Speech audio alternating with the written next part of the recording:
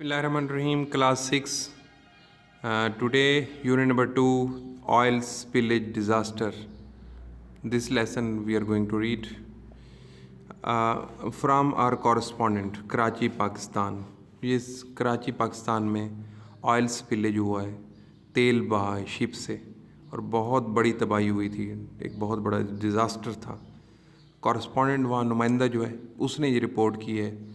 WWF Pakistan is playing an advisory role in this grave situation. Grave बेटे serious. वैसे grave अगर noun हो तो वो कबर होता है और अगर वर्ब एडजेक्टिव हो तो फिर वो सीरियस उसके मीनिंग होते हैं.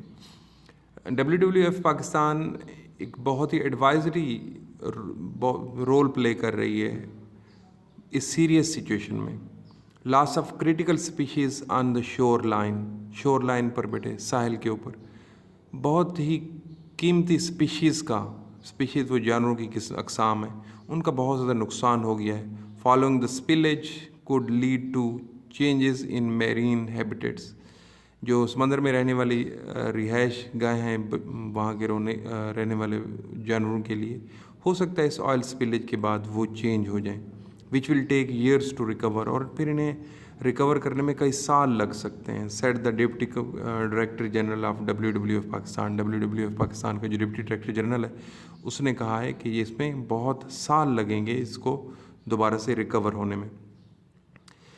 कंजर्वेशन एडवाइज़र एडिड, जो महफूज बनाने वाला एडवाइज़र है, मतलब है किसी चीज़ को महफूज करने के लिए जो एडवाइज़री काउंसिल होती है उसमें जो एडवाइज़र होते हैं, उसने कहा है कि 5 species of dolphin and purposes की और डॉल्फिन की 5 स्पीशीज़ जो हैं आर नाउ डायरेक्टली थ्रेटेंड. उनको बिल्कुल सीधा ख़तरा है. At least 2 species of already endangered marine turtles are also threatened. जो 2 स्पीशीज़ हैं पहले से ही जो कि एंडेंजर्ड हैं. एंडेंजर्ड वो होती हैं बेटे जिनकी लाइफ को बहुत ज़्यादा ख़तरा हो और उनके नंबर्स जो हों तेज़ी से गिर रहे हों. तो जो मेरीन टर्टल्स हैं इनकी लाइफ को भी बहुत ज़्यादा ख़तरा हो गया क्योंकि ये बहुत कम नंबर्स में बाकी बचे हुए थे. तो अब ये ऑयल स्पिलेज की वजह से हो सकता है ये सारे के सारे मर जाएं. Once the remaining cargo was removed, जब ये बाकी मांदा सामान जो है उसको हटा लिया जाएगा from the Tasman Spirit in September. जब सितंबर में टैस्मैन स्पिरिट इस शिप का नेम है, उसे हटा दिया जाएगा. The clearing up of Clifton beach started in earnest. तो जल्द ही क्लिफ्टन बीच को फिर क्लियर करना शुरू किया जाएगा. क्लिफ्टन बीच जो है कराची में है उसको फिर साफ़ करना शुरू कर दिया जाएगा. Once removal of bulk oil on the surface was completed. एक दफ़ा जब ये बल्क ऑयल जो बहुत गंदा मादा जो तेल की सूरत में पड़ा हुआ है सरफेस के ऊपर, जब ये मुकम्मल हो जाए इसको हटाना, तो tractors were used to plough the beach to promote surf washing. तो फिर सतही मतलब है उसको वॉश करने के लिए ट्रैक्टर्स यूज़ किए जाएंगे बीच के ऊपर. And the natural break down of the oil, मतलब और जो ब्रेक डाउन हुआ है ऑयल का उन चीज़ों को साफ़ करने के लिए, उनको क्लियर करने के लिए ट्रैक्टर्स यूज़ किए जाएंगे.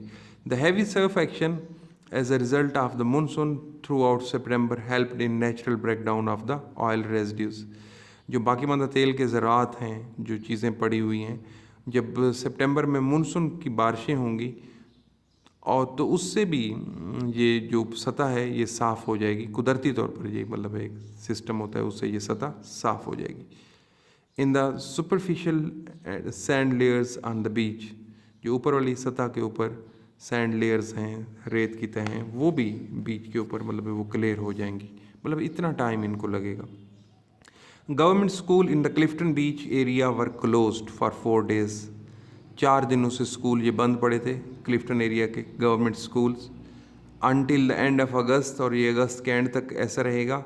After some children fainted from the effects of the fumes, कि उसकी बदबू से कुछ बच्चे जो थे वो बेहोश हो गए थे. The short term environmental effects of the huge spillage were seen in the dead fish and the crabs and the oil contaminated birds along the 14 kilometre Clifton beach. 14 kilometre Clifton beach के ऊपर ना ये देखा गया है कि शॉर्ट टर्म एनवायरमेंटल इफ़ेक्ट्स हुए हैं इस ह्यूज स्पिलेज के, बहुत ज़्यादा मकदार में तेल बहने के. और कैसे कि वो साहिल के ऊपर डेड फिश पड़ी हुई हैं, क्रैब्स पड़े हुए हैं बेटे, और इस तरीके से बर्ड्स पड़े हुए हैं. And there were fears that the aerial root system of the mangrove swamps would be damaged. कि इस हवा जो बदबू लेकर जाएगी उससे जो मैंग्रोव स्वैम्प्स हैं, जंगलात भी उगे हुए हैं, मैंग्रोव जो समंदर के साथ साथ उगने वाले पौधे होते हैं, दरख्त होते हैं, वो भी डैमेज हो जाएंगे. The long term effects will become known over time. और इसके जो लॉन्ग टर्म इफ़ेक्ट्स हैं वो वक्त के साथ साथ पता चलेगा, अभी उनके बारे में हम अंदाज़ा नहीं कर सकते. Next is the ship ran aground near the Karachi port. Ship जो है उसको कराची पोर्ट के साथ बंदरगाह पर लगा दिया गया है. And 3 attempts to tow it away failed. और उसे लगाने की कोशिश की गई है और 3 कोशिशें की गई हैं, वो नाकाम रहीं. There are 4 oil tanks in the testament spirit. 4 oil tanks थे इसमें, इस शिप पर. 1 tank containing 2000 tons of oil. एक जो बेटे टैंक था उसमें 20,000 टन 20,000 टन्स ऑफ ऑयल था. वॉज फॉर्चुनेटली सेव्ड, वो खुशकिस्मती से बचा लिया गया है. But the second tank containing 10,000 tons burst. लेकिन दूसरा टैंक जो था जिसमें 10,000 टन ऑयल था वो फट गया. And all its contents poured into the sea. और इसके सारा अंदर जो मटेरियल था वो समंदर के अंदर बह गया. The other 2 tanks containing 37,000 tons of oil were reported to be intact. 37,000 tons oil था दूसरे 2 टैंक्स में, टोटल 4 थे. तो वो उनके बारे में ये रिपोर्ट हुई है कि वो सही सलामत हैं. 2,500 tons of oily waste was collected. 2,500 ton oily waste जो था, जो समंदर से मतलब समंदर में तेल जो गिरा था उससे जो गंदगी पैदा हुई थी उसको इकट्ठा कर लिया गया है. Taken to the landfill site north of Karachi. और उसे कराची के नॉर्थ में लैंडफिल साइट्स पर ज़मीनी जगह पर ले जाया गया है. And stabilised chemically with quick lime. Quick lime बेटे केमिकल है, उसकी मदद से इसको स्टेबल कर दिया गया है. The stabilised oily sand can be used in road construction. अब ये जो रेत है जिसमें ऑयल मिक्स हुआ है, अब जिसको इन्होंने स्टेबल कर लिया है, वो रोड कंस्ट्रक्शन में इस्तेमाल होगी, लुक के तौर पर इस्तेमाल होगी. ब्लैक कलर हो चुकी है वो at the landfill site. Oily debris and rubbish is being disposed of in the landfill.